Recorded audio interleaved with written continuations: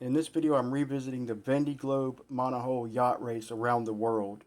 It takes place south of the equator, predominantly between 50 degrees and 60 degrees south latitude, and it is approximately 24,000 miles in distance.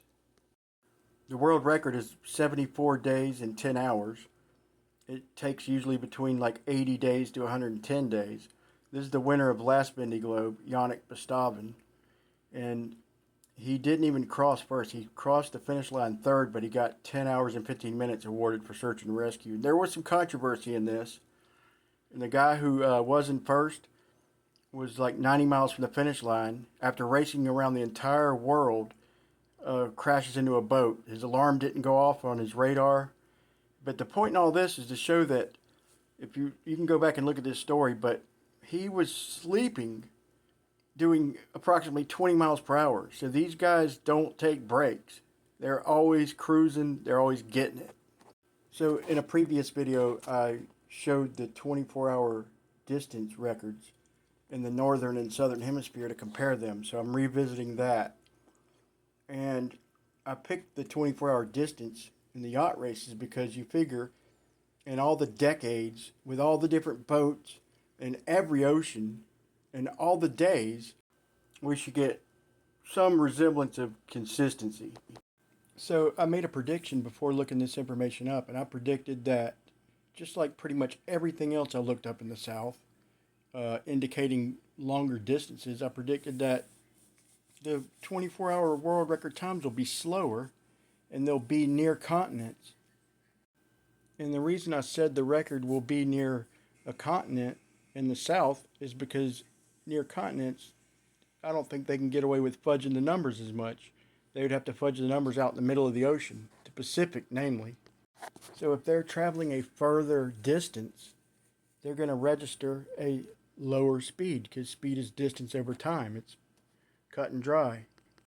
So that 12.4 is the average speed for the winning boat in the last Vendée Globe. So it took him 1,930 hours divided into 24,000, 12.5 miles per hour basically, was the winning boat. So they can do 20 miles per hour while they sleep, but can only average 12.5 miles per hour. But it gets worse. So I looked up this old article discussing their new foils and saying they can average 34 miles per hour for several hours at a time. So what did they do? Just stop and sleep the rest of the time? So unless you're McToon and you think they stop to sleep, then that doesn't add up. But this is the world record for the Vendée Globe. This is the fastest time ever. It's 74 days and 3 hours. Ironically, the world record 24-hour leg was in this race to a boat that didn't win. Let's look at them numbers. So 74 days times 24 hours plus the 3 hours is 1779. Divided by 20, we'll give them the full 24,300. That's freaking 13.5 miles per hour. That's the best ever. Only averaged 13.5 miles per hour.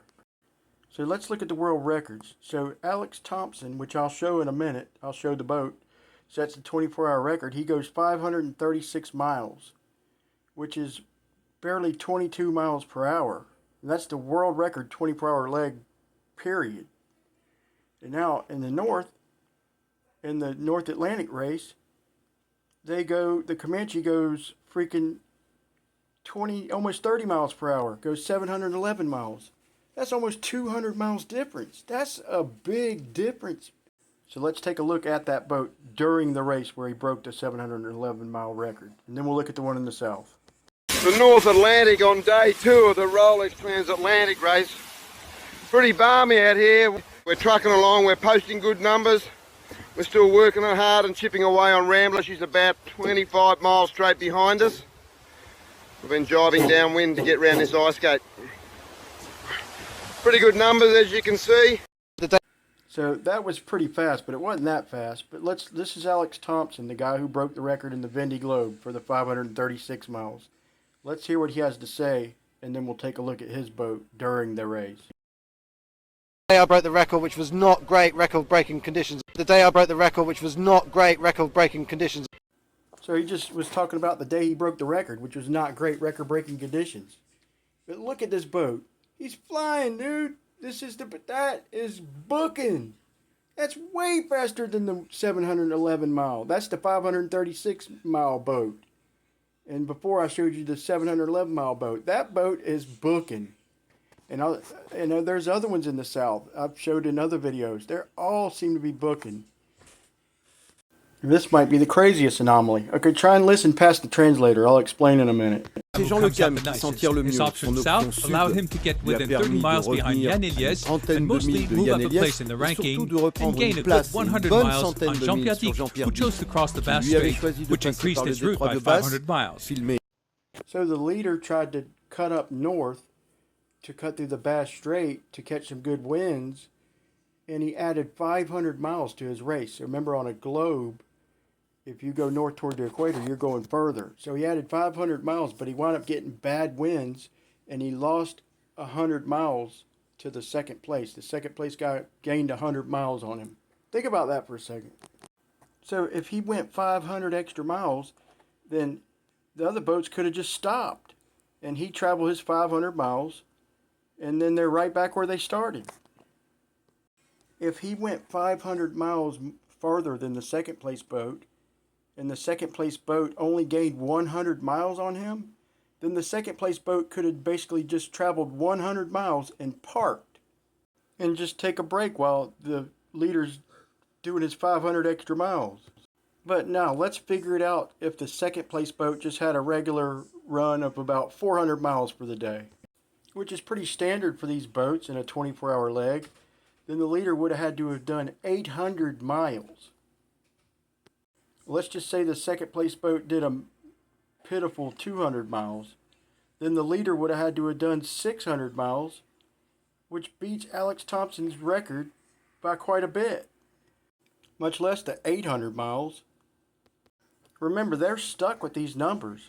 If he cut through the Bass Strait and we live on a globe, then he traveled an extra 500 miles. It's non-negotiable. So when he joined back up with the group and only fell 100 miles to second place, then that shows you that that's impossible. 40 knots have been well established for the last hours now. We're in 50 knots winds and rains. The sea is foaming white.